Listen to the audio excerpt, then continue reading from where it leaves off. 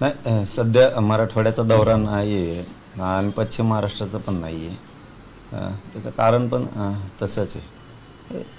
थोडं तब्येत खराब असल्यामुळं आणखीन लय फिरता येत नाही. पण आनंदानं खूप भरलो आहे आम्ही. समाजाला लई वर्षानंतरची प्रतीक्षा होती गोरगरिबांच्या पोराबाळांना, लेकराबाळाला. ते त्यांची अखेर इच्छा पूर्ण झालीच. गरीब मराठी लढले आणि आरक्षण मिळवलं. मराठवाडा 100% पूर्ण आरक्षणात गेलाच म्हणून समजा. जे आर निघाला, कायदा पारित झाला. आता ही काय लहानसहान गोष्ट. मराठी मुंबईत जाऊन कायदाच पारित करून आले. सातारा संस्थांचं 1 महिन्याच्या आत पश्चिम महाराष्ट्र पूर्ण जाईल. सध्या दौरा काही नाही आहे, पण या दौऱ्याच्या निमित्तानं मला एक महत्त्वाची आठवण आली. ती मी माझ्या मराठा बांधवांसाठी महाराष्ट्रभरातल्या सांगतो. गरीब मराठ्यांनी, जे आपले गरीब मराठी आहेत ना, त्यांनी ते हार, परत ते गुच्छ, ते फुलं, ते कुणी आणू नका. शाल, सगळ्यांना विनंती माझी. त्याचं कारण आहे, काल ना 1 ते 1.5 ट्रक भरली असं गॅलेक्सी हॉस्पिटलला त्या गुच्छेने. किती खर्च व्हायला लागला विनाकारण समाजाचा. ते कुणाचा 100 रुपयाचा असन, कुणा 200चा असन, कुणाचा 500चा असन, कोणाचा 1000चा असन. माझी सगळ्यांना विनंती, समाज मोठा करायचा आहे, मोठी चालवलं तर आपण घेऊन. गरीब मराठ्यांनी आजपासूनच कधीच हार आणायचा नाही, कधीच गुच्छ पण आणायचा नाही, कधी शाल पण आणायची नाही. 100-150 रुपये वाचतील सगळ्यांचे, कोणाचे 200 वाचतील, 300 वाचतील. समाज मोठा करायचा. आजपासून आपण ते आता हारतुरे घेणार नाही आहेत, परत ते शाल पण नाही. त्या खर्चाचं गोरगरिबाच्या मराठ्याच्या एखाद्याच्या शिकणाऱ्या लेकराला आपल्याला काय मदत करता येईल ते आपण ठरवू. ते जे वायफट पैसे चाललेत आपले हारात तुऱ्यात, ते बुक्के आणान, कुठं काय आणान, शाली घ्यान, याच्यात जे आपला पैसा चालला आहे ना, गोरगरीब मराठ्यांच्या लेकरासाठी आपल्याला कुठं ती पैसे देता येतील का? तेवढेच पैसे त्याला हे आपण काहीतरी काढू, ती स्कीम काढल्यासारखी काही धोरण ठरवू. परंतु आता ते मात्र बंद करा. काल अक्षरशः हॉस्पिटलच्या पुढं मोठा ढिगल लागला होता. जर 1-1 आणि 1.5 ट्रक नुसत्या त्या गुच्छाने भरणार असल्या तर माझ्या समाजात तो खर्च किती होतो ही मात्र मला सांगायचं होतं. मराठा समाजाने हे आता लक्षात ठेवा. काय नाही, तुम्ही फक्त घरातलं आपलं कुंकू जरी आणलं आणि ते जरी लावलं तरी बस. दादा, हे तुम्ही म्हणताय की मराठी मुंबईमध्ये गेले, लढले, आरक्षण मिळवले, परंतु एकीकडे दुसरीकडे भाजप श्रेय मिळवायचा प्रयत्न करते. मुंबई ठाण्यात देवाभाऊचे बॅनर झळकले. मराठा आरक्षणावर भाजपने कॅम्पेन सुरू केले. कोणी बॅनर लावा, काय कॅम्पेन करायचं तर करा.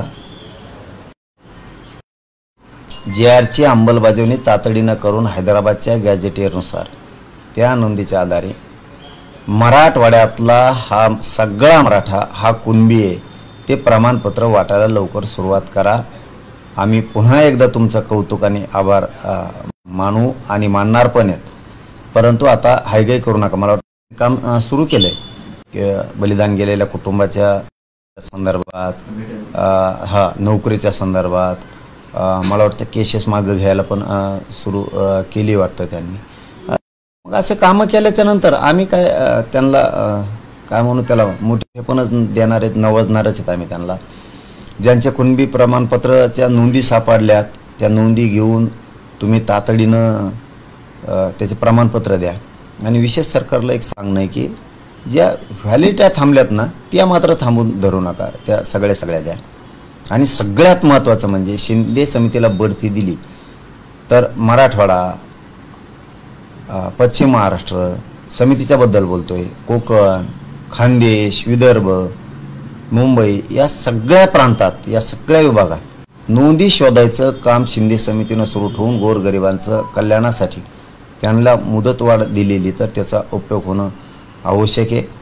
पुन्हा एकदा सरकारला तेच सांगतो की जर असे कामं केले तर आम्ही कौतुकच करणार, तर आम्हाला काय करायचं राजकारणाचं. पण आता ते गॅझेटियरच्या नोंदी ताबडतोब घेऊन आता प्रमाणपत्र मराठवाड्यातल्या मराठ्यांना वितरित होणं गरजेचं आहे तातडीनं. नसता तुम्हाला वाटतं काढला JR होईन पिन नाही, पुन्हा मराठी मग आंदोलनाच्या पवित्र्यात येणार आहे. गप्प बसणार नाहीत मग आम्ही. याच वरती एकनाथ शिंदे यांनी देखील प्रतिक्रिया दिली की आम्ही स्त्रीवादाच्या लढाईतच नाही. नाही आणि ती माणूस तसा नाही बी. शिंदे साहेब म्हणजे मोकळा ढाकळा माणूस आहे. ते काय असं हे काय नाही काम कर. बेटा ये है कौन? पापा ये है कौन? अब बबलू ये अपना सोलर वेंडर है और जब से लगाया तभी से ही लापता है. वेंडर सेल्स के बाद गायब. चुनिए सोलर स्क्वायर जो देती है best in class after sales services ताकि आपका सोलर चले सालों साल. तुमच्या लेकरा बाळाला गरीब मराठ्यांच्या मी देतोय ना JR ओके. आणि जरी काही असलं कसला JR काढला तरी नंतर दुरुस्ती करावीच लागती. कोणाचा पण सांगतो तुम्हाला.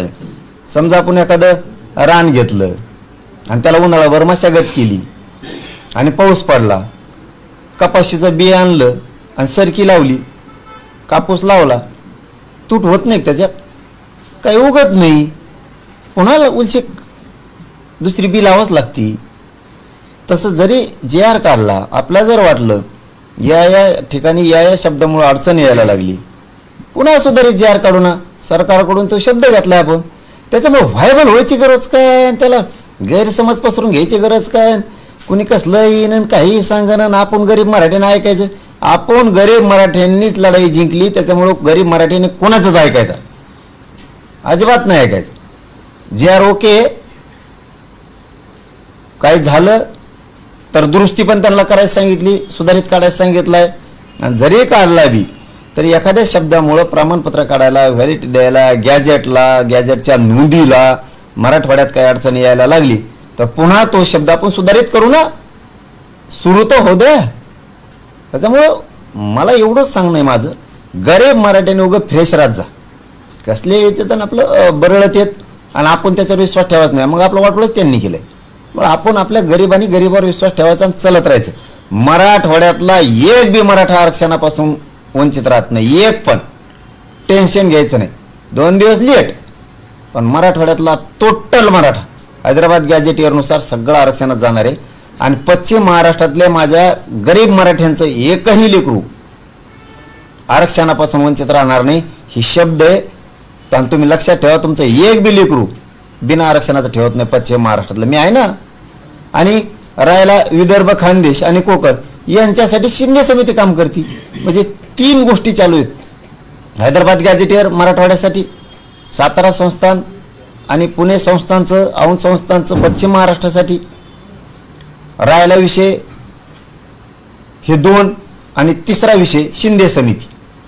विदर्भात काम करते, खानदेशात नोंदी शोधायचं काम करते, कोकणात करते, मराठवाड्यात करते,